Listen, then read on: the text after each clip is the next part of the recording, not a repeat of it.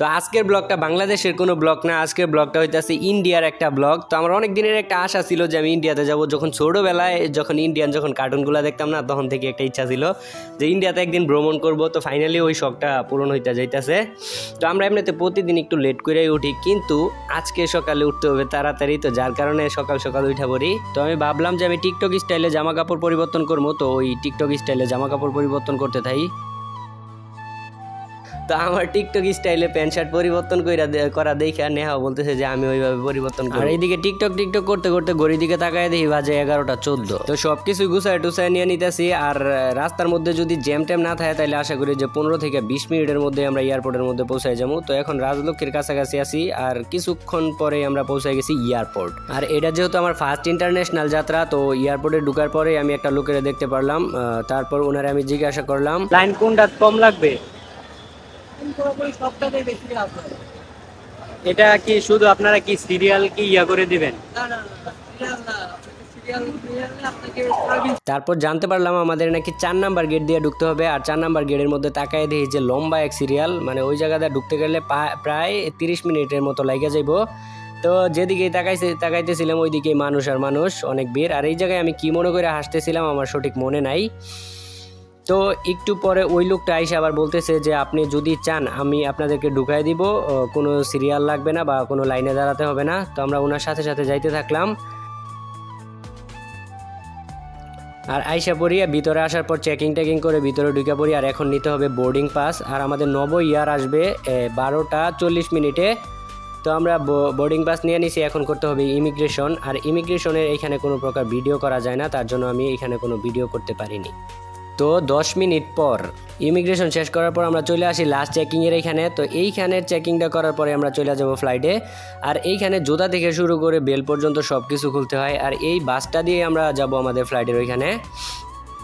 তো আমার কিন্তু এটা হচ্ছে ইন্টারন্যাশনাল ভ্রমণের ক্ষেত্রে এটা হচ্ছে ফার্স্ট। আর ডোমেস্টিক এয়ারের মধ্যে আমি ভ্রমণ করছি। আর দেখতে পারলাম এইখানে একটা মিনি ট্রেনের মতো দেখতে একটা জিনিস। তো এটা দিয়ে বিভিন্ন কিছু আর কি লাগেজ টাগেজ সব কিছু ইয়ার মধ্যে নেওয়া হয় প্লেনের মধ্যে। আর এইদিকে কিন্তু আমরা আইসা পড়ছি আমাদের এয়ারের কাছে, কিন্তু আমাদেরকে নামতে দিতেছে না, কারণ হচ্ছে এখনো টাইম হয় নাই। তো এটা বিরক্তিকর ছিল। তো ওই দিকে তাকায় দেখতে পারলাম যে বাংলাদেশ এয়ারলাইন্সের টাইনা নিয়ে যাইতেছে ছোট্ট একটা গাড়ি। তো এই জিনিসটা হাস্যকর ছিল, বাংলাদেশ এয়ারলাইন্সের ছোট্ট একটা গাড়ি টাইনা নিয়ে যাইতেছে। তো এটা আমি নেহার সাথে বইলা হাসাহাসি করতেছিলাম।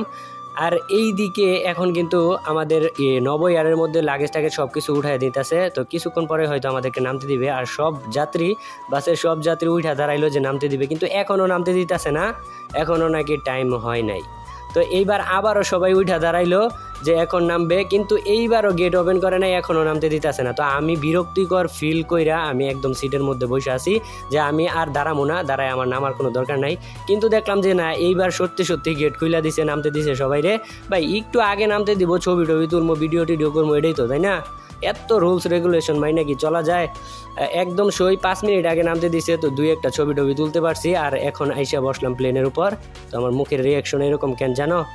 কারণ আমি যখন ডোমেস্টিক এয়ারের মধ্যে ভ্রমণ করছিলাম, তো ওই প্লেনটা এটার থেকে বড় ছিল। তো এটার মধ্যে মনে হইতেছে যে একটা খোপের মধ্যে বই আসি। আর এই দিকে এয়ার হোস্টেস সবকিছু দেখাই দিতেছে যে কার সিট কোথায়, আর কি উনি সবকিছু দেখাই দিতেছে, যার সিট যেটা ওইটা দেখাই দিতেছে। তো কিছুক্ষণের মধ্যে আমাদের প্লেন উড়ে চলবে আকাশের দিকে।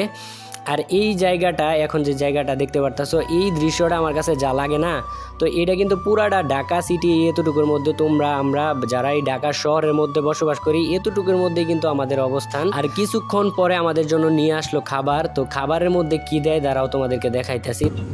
আমার সাথে আজকে ফ্লাইট থেকে আছে ফার্স্ট সেকশন আছে বড়া দিয়া ইয়া বানাই দিছে, বার্গার দিয়া দিছে। তো এটা তো আমি খামু না, 2-1 কামড় খামু বড় জোর। তো এটার লগে যে পানিটা দিছে, পানিটা খাওয়া যায়।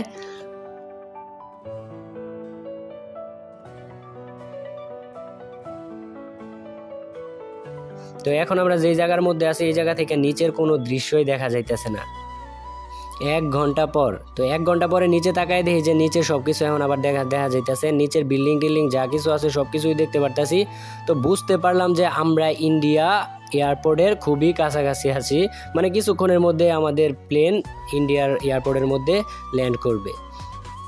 তো এই হচ্ছে ইন্ডিয়ার এয়ারপোর্ট। আর সবাই প্লেন থেকে নামার জন্য প্রস্তুত হয়ে গেছে। আর আমিও বীরের বেশে প্লেন থেকে নামতাছি। Welcome to India. নামার পরে চিন্তার বিষয় হইতেছে আমরা যেই গাড়ি দিয়ে যাম ওই গাড়ি এখন পর্যন্ত আয় নাই, গাড়ি খুঁজে পাইতেছি না, কিন্তু না দেখতে পারলাম যে গাড়ি আয়া পড়ছে। গাড়ির মধ্যে উঠা বইলাম আর এক আঙ্কেল আমাকে জিজ্ঞাসা করতেছে এইটা টিকটক ভিডিও কিনা। টিকটক ইউটিউব আমাদের চ্যানেল। তো সেই জায়গায় যাই খালি টিকটকেরই এত বদনাম, যত দোষ খালি টিকটকেরই। তো আঙ্কেল জানতে চাইলো, আমি বললাম। আর আমরা এই বাস থেকে 2-1 মিনিট পরেই কিন্তু আইসা পড়লাম এয়ারপোর্টের মধ্যে আইসা যে আন্টি ছিল, মানে আঙ্কেলের যে স্ত্রী ছিল, উনি আমার বলতেছিল, তো উনি বললো যে এই এয়ারপোর্ট থেকে আমাদের হযরত শাহজালাল আন্তর্জাতিক বিমানবন্দর অনেক ভালো, অনেক উন্নতি। তো আমিও বললাম যে হ্যাঁ ঠিকই বলছেন, যে এইটা থেকে আমাদের বিমানবন্দরে অনেক ভালো, কিন্তু এখানে যেহেতু বেড়াইতে আসছি প্রশংসাই কইরা যাই যতটুকু হোক।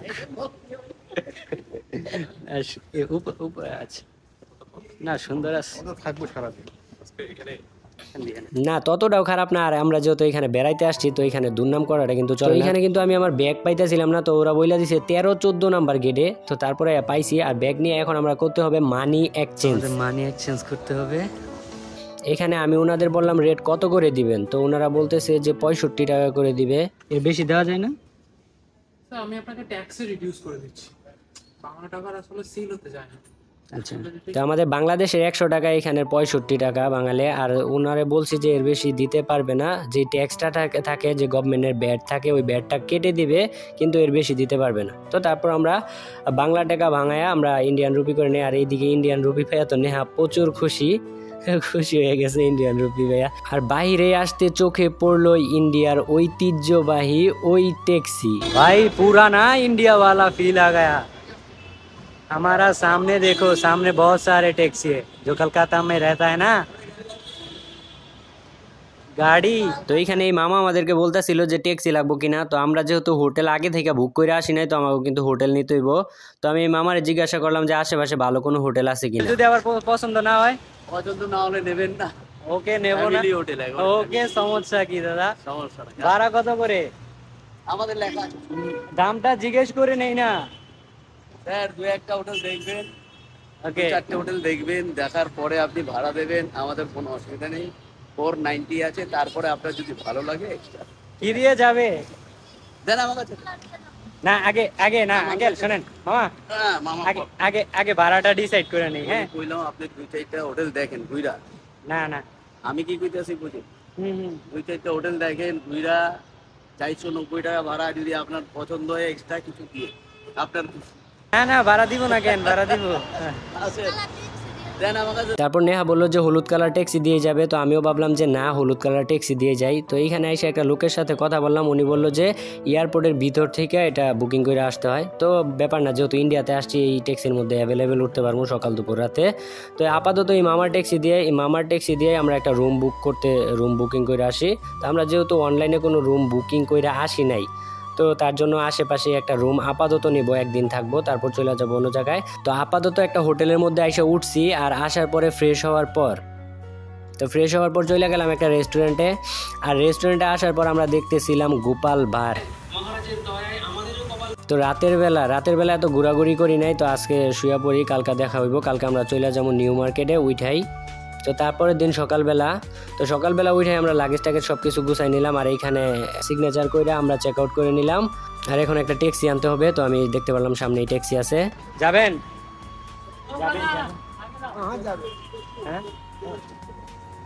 New market. আর এইখান থেকে আমরা সব কিছু নিয়ে আমরা চলে যাব নিউ মার্কেট। আর সত্যি কথা বলতে এই জায়গাটার মধ্যে আমাদের একটুও ভালো লাগে নাই, কারণ এই জায়গার মধ্যে খাবারের সুব্যবস্থা ছিল না, আর হোটেলটাও তেমন ভালো ছিল না।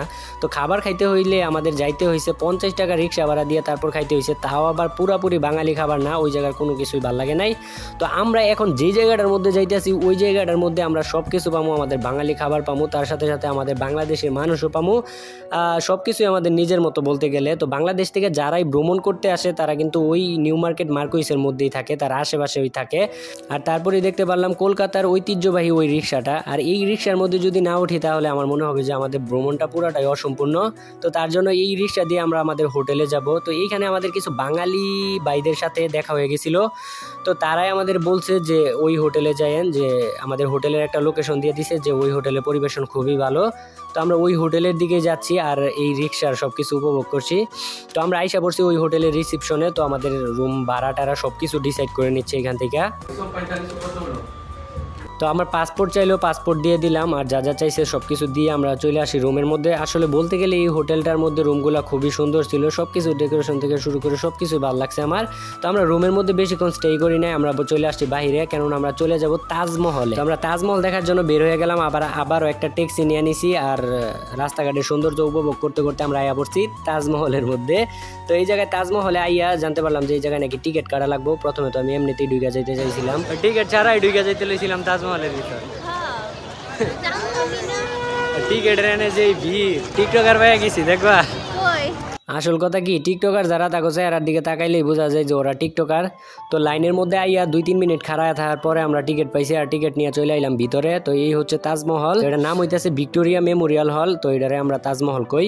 তো ভিতরে আইয়া জিনিসগুলা দেখতে পারলাম যেগুলা এটার মধ্যে অবস্থিত মূলত যুদ্ধের সময় যেগুলা জিনিস ব্যবহৃত হয়েছিল ওগুলা জিনিস এটার মধ্যে অবস্থিত। তো এটাই ঘুরাইয়া ফিরাইয়া দেখতেছিলাম, এদিকে ওদিকে সব দিকে এটাই দেখতেছিলাম। আর এটার মধ্যে আমার ইন্টারেস্টটা বলতে গেলে খুবই কম, কেননা এটার সম্পর্কে কিছু জানি না। যদি বাংলাদেশের হইতো তাহলে ইন্টারেস্ট থাকতো। তো ঘুরা ফিরে এগুলাই দেখতেছিলাম যা যা আছে জাদুঘরে। তো দেখতে দেখতে আমাদের এক ভারতী ভাইয়ের সাথে দেখা হয়ে গেল, ভাই ব্রাদারের সাথে দেখা হয়ে গেল। তো তাদের সাথে কিছুক্ষণ সময় পার করতে না করতে আবার আমাদের কিছু বাংলাদেশি ভাইয়ের সাথে দেখা হয়ে গেল।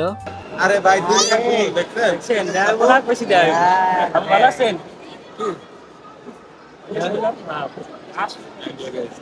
ও একসাথে আসছেন ফালতু?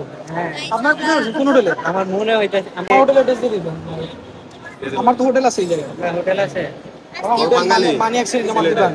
আচ্ছা, তো ওনাদের সাথে আমাদের পরিচয় ছিল আসার সময় প্লেনের মধ্যে। আর এই যে লাল টি শার্ট পরা বাইরে দেখতে পারতেছো, এটা কিন্তু ইন্ডিয়ারই নাগরিক, তিনি ইন্ডিয়াতেই থাকে।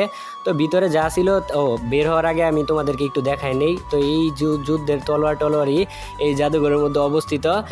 এখন চলে যাবো। রাতের বেলা কিন্তু তাজমহলটা দেখতে আরো বেশি সুন্দর লাগে। তো আজকে এই জায়গায় বিদায় নিতেছি। তো গাইস, আজকের ব্লগটা এই পর্যন্তই ছিল। তো ইন্ডিয়াতে যতদিন আছি ততদিন ব্লগ দেওয়ার চেষ্টা করবো ইনশাল্লাহ। আর এই ভিডিওতে লাইক রাখলাম মাত্র 5000। আমি আশা করি না 5000, মাত্র 5000 লাইক।